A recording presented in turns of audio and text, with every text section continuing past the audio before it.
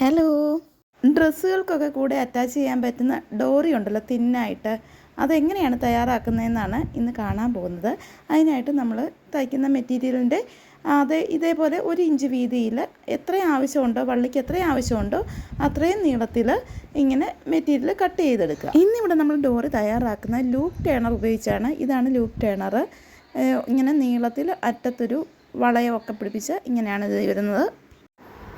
ഇതിൻ്റെ തുമ്പ് വശത്ത് ഒരു ഹുക്കാണ്. ഒരു ഹുക്കും അതിന് താഴെയായിട്ട് ആ ഹുക്കിനെ ക്ലോസ് ചെയ്യാനുള്ള ഒരു ലോക്കും ഉണ്ട്. അത്രയുമാണ് ഇത്.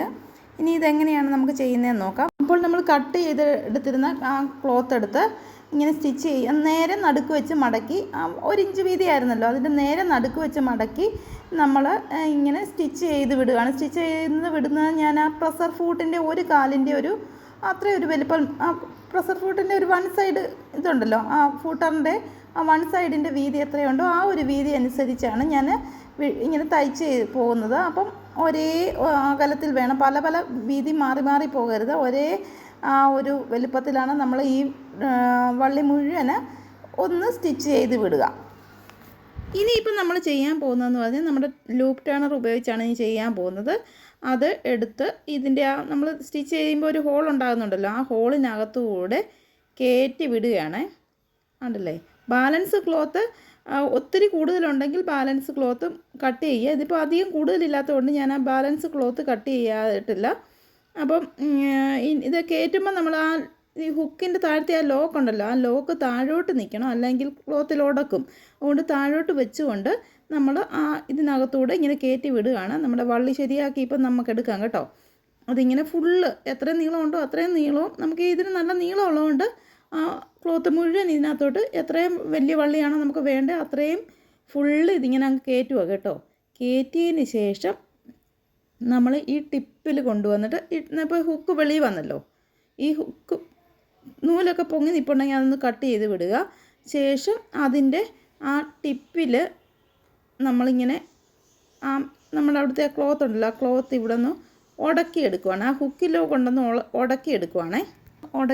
കൊളുത്തി വെച്ച ശേഷം താഴെ നിന്നുള്ള ഒരു ലോക്ക് ഉണ്ടല്ലോ, ആ ലോക്ക് നമ്മൾ ക്ലോത്തിനിടയ്ക്കൂടെ എടുത്തിട്ട് ആ ഹുക്കിൽ ഒന്ന് അടച്ചു വയ്ക്കുവാണ്. ആ ഹുക്കിനെ ഒന്ന് അടച്ചുകൂടെ വയ്ക്കുകയാണ് നമ്മൾ പുറകോട്ട് വലിക്കുമ്പം തുണിയിൽ ഉടക്കാതിരിക്കാൻ വേണ്ടി.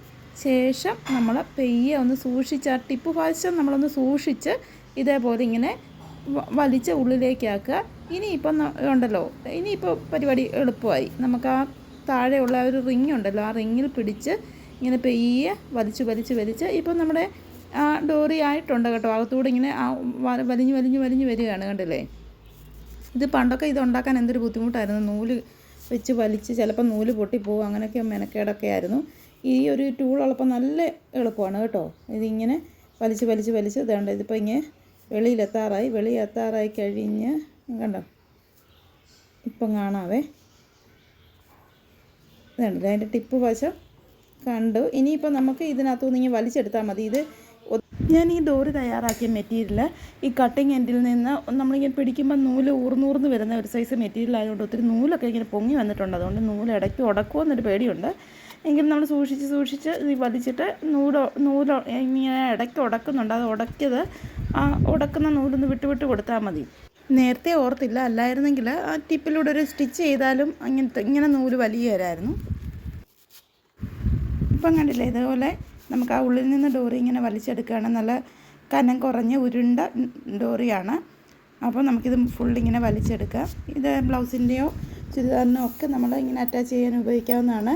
ഇതിൻ്റെ അറ്റത്ത് നമുക്ക് ക്ലോത്ത് കൊണ്ടോ ബീഡ്സ് കൊണ്ടോ ഒക്കെയുള്ള ടാസിൽസൊക്കെ അറ്റാച്ച് ചെയ്ത് നല്ല ഭംഗിയായിട്ട് ഇടാവുന്നതാണ്. ബ്ലൗസിനോ സ്കേർട്ടിനോ അല്ല കുർത്തിക്കൊക്കെ വേണമെങ്കിൽ നമുക്ക് ഇതേപോലെ ഡോറി തയ്യാറാക്കി ടാസിൽസൊക്കെ അറ്റാച്ച് ചെയ്ത് ഇടാവുന്നതാണ്. അപ്പോൾ വീഡിയോ ഇഷ്ടപ്പെട്ടിട്ടുണ്ടെങ്കിൽ, സബ്സ്ക്രൈബ് ചെയ്തിട്ടില്ലാത്ത സുഹൃത്തുക്കളുണ്ടെങ്കിൽ സബ്സ്ക്രൈബ് ചെയ്ത് സപ്പോർട്ട് ചെയ്യുക. ഇനി ഇതുപോലെയുള്ള വീഡിയോയുമായി വരുന്നതാണ്. Thank you for watching.